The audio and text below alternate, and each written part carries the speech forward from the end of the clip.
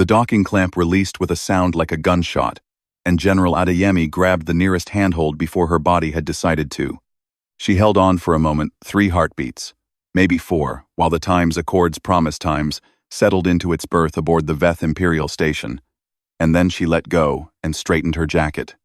It was a human jacket. The Veth had not offered her a ceremonial robe, which meant either they did not know she was coming, or they had decided, in their immaculate and ancient way, that she did not merit one. She suspected the latter. The airlock cycled open. The smell hit her first. Cold mineral water. And something else. Something she didn't have a word for. Like ozone, if ozone had been filtered through stone for 600 years. The corridor beyond the lock was carved, actually carved, not printed from pale greenish rock that pulsed faintly with embedded bioluminescence.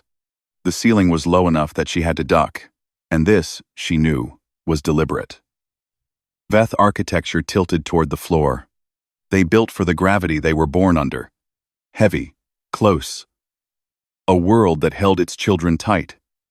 Her own spine protested immediately. 2 Veth waited at the end of the corridor. They were shorter than she'd expected from the briefing vids, though shorter wasn't quite right, more times compressed, as if whoever designed them had taken all the height a human would have and pressed it sideways. Their 4 eyes caught the bioluminescence in sequence, top to bottom. A flicker, she would later learn, was called time's vel, the involuntary blink of acknowledged attention.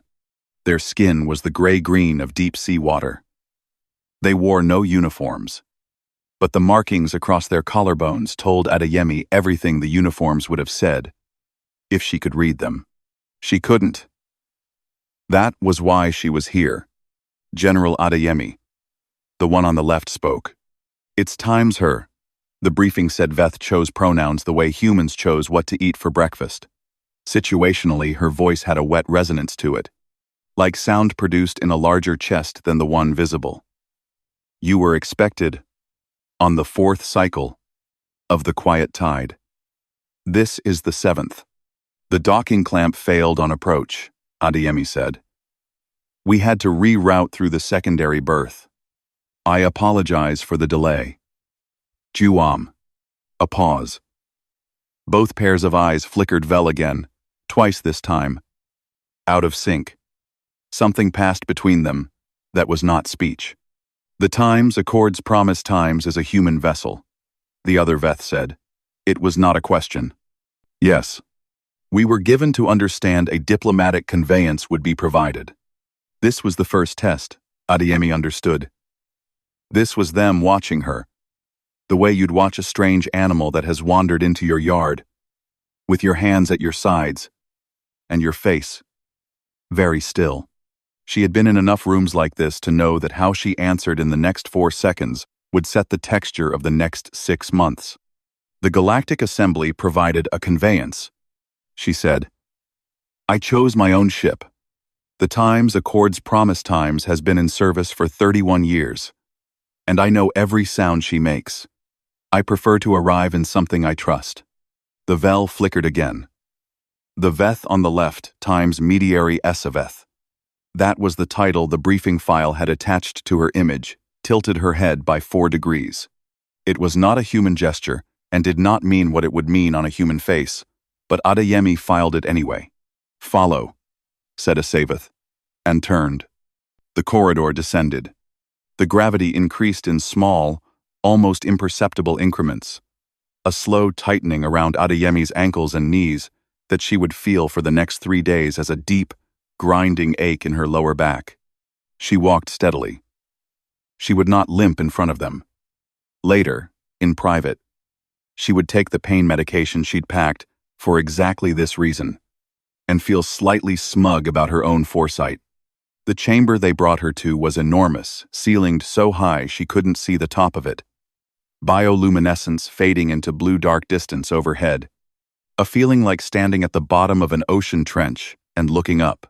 Around the room's curved walls, Veth sat in their floor-facing chairs, dozens of them, absolutely motionless in the way of a species that had never developed the human need to fidget. At the chamber's center, A low table. On the table, one document. It was printed on Veth material, something between paper and stone, with a warmth to it that surprised her fingers when she reached out. She stopped herself before she touched it. The gesture would have been presumptuous. "The terms you proposed," Essaveth said, "before the assembly removed you from your post, remain the foundation of this document." Adeyemi looked at her. The Veth's 4 eyes held steady the deliberate kind of stillness, not the natural kind. "You are aware that I am no longer the assembly's general," Adeyemi said carefully. "We are aware of what you are no longer." Essaveth's voice carried no inflection that Adeyemi could identify as anything in particular. "We are interested in what you remain." Adeyemi folded her hands behind her back. Outside the viewports, and there were no viewports, she realized. The walls were solid stone. 600 years of it, her ship waited in its berth, making the small sounds it made when it was settling and cooling, sounds she could identify with her eyes closed. She thought about those sounds. She thought about what it meant to bring the thing you trusted into a place you didn't yet. "Tell me what terms you find insufficient," she said, "and I'll tell you what I can offer instead." The Vel flicker moved through the assembled Veth like a wave. Something had shifted. She didn't know what, yet. But in 31 years of being in rooms where the rules were written in a language she hadn't learned, she had developed a sense for the moment when the room decided to take you seriously. This was that moment. Adeyemi's quarters were a cell carved from the same pale rock as everything else, furnished with a sleeping platform, approximately 80% of the way toward comfortable, and one small container of water. She couldn't identify the temperature of by looking at it. She drank it anyway cold, tasting of stone and something almost green.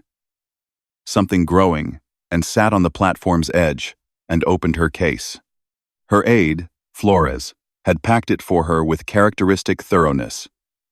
Pain medication, yes, and 3 changes of clothes, and a photograph of her daughter's school play from 6 years ago, which Adeyemi carried everywhere without fully understanding why, and a small bag of dried mango that Flores had hidden under the diplomatic correspondence file because Flores was, despite all evidence to the contrary, a person of genuine warmth.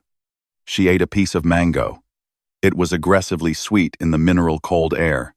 The negotiations had gone 3 hours before Essaveth's assistant, a young Veth named, improbably, Thesseth, whose collar markings were still unset. Still shifting had indicated a break in the Veth way, by standing and leaving. Everyone had followed. Adeyemi had been escorted here. She was considering the first session's problems she'd catalogued, significant ones, not counting the 7 minor terminological disputes that would multiply like bacteria if she didn't address them early when the door produced a knock. Not a Veth knock. Veth didn't knock. They announced themselves through a complex subsonic vibration that, to human ears, was simply silence with a texture. Adeyemi opened the door. Thesseth stood in the corridor, holding a covered tray. "Mediary Essaveth suggested you might not have eaten according to your biological schedule," Thesseth said. Her voice was higher than Essaveth's, the resonance less settled. "Our food is not suitable for your chemistry. This was prepared aboard your vessel by your crew."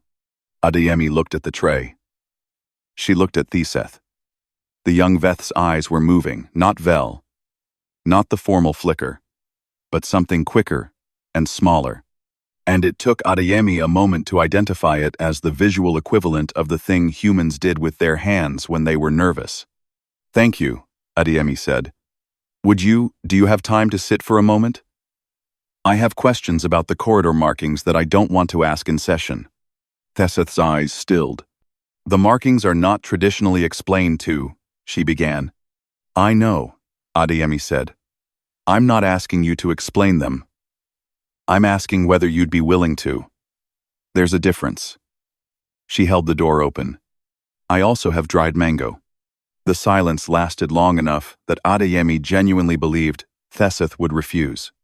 Then the young Veth stepped across the threshold and arranged herself in the floor-oriented crouch, That was the Veth equivalent of sitting down, and Adeyemi closed the door and set the tray on the sleeping platform, and thought, "Good. The markings," Thesseth explained, speaking carefully, clearly deciding as she spoke how much to say were relational rather than hierarchical. They didn't denote rank so much as time's obligation, what you owed to whom, and in what context. Essaveth's markings said she was obligated to the Emperor, to the station, to the memory of the 3 mediaries who had held her post before her, and unexpectedly to the continuation of the living document that was their legal tradition, not to any person, to the times thing. "That is why," Thesseth said, with the slightly flattened tone of someone revealing something they hadn't planned to, "the Assembly's decision to remove you created a difficulty." Adeyemi paused with a piece of mango halfway to her mouth. "How so?" "The treaty language you proposed in the 3rd session 2 years ago included a human framework of obligation. Obligation to individuals. The Assembly. The human species. The mediary found it." Thesseth paused. "It does not translate precisely. Vest to whole. Something like structurally incomplete, as if the document had no foundation." "Because I wrote it as a human would," Adeyemi said. "Because you wrote it as if the thing that mattered was who signed it," Thesseth said. "We are not interested in who signs it." Adeyemi ate the mango. It was quiet for a moment. The particular quiet of a room, where 2 beings who breathe differently are both thinking. "What are you interested in?" she asked. Thesseth's eyes made the nervous movement again. "Whether it will hold," she said. "When the signatories are gone. When the humans who stand behind this promise are not the humans who made it." She looked at Adeyemi with 4 eyes that Adeyemi was beginning to learn how to read. "We have signed 12 treaties with non-Veth species. 9 of them did not survive the first generation of successors." Adeyemi set the tray to one side. Outside the stone walls, she was aware of the station's hum different from her ship's hum, lower and more complex, the voice of a structure that had been running for 6 centuries. She was aware of it the way you're aware of breathing, not every second, but enough. "In the morning session," she said, "I want to try something with the obligation language, but I'll need you to tell me if I've got the framework wrong, because I'm going to be guessing, and I'd rather someone stop me before I say something that can't be unsaid." Thesseth's eyes went absolutely still. The good kind of still, Adeyemi was beginning to understand. The kind that meant thinking was happening. "You are asking me to be your advisor," Thesseth said. "I'm asking you to keep me from making errors that would embarrass us both," Adeyemi said. "You can decide whether that's the same thing." The young Veth stood unfolding from her crouch in one smooth motion that made Adeyemi's knees ache in sympathy, and said nothing for a moment. Then, "The corridor markings along the East Passage," she said, "indicate the chambers of the historians. If you wish to ask them questions, they would not refuse you. Historians do not refuse questions.